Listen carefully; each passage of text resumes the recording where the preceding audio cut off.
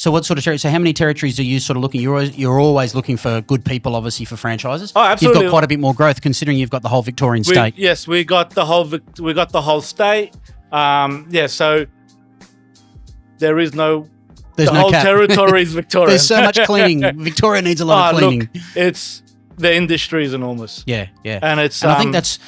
Maybe we can talk a bit on that. I think people don't quite realise the way that it all works. Is that you would come in and get, say, a 1 or 2 year contract for an office, wouldn't you? Yes. And then you knock on the next door and say, "Hey, we're cleaning that office," and then it just becomes like a correct snowball effect. Yes.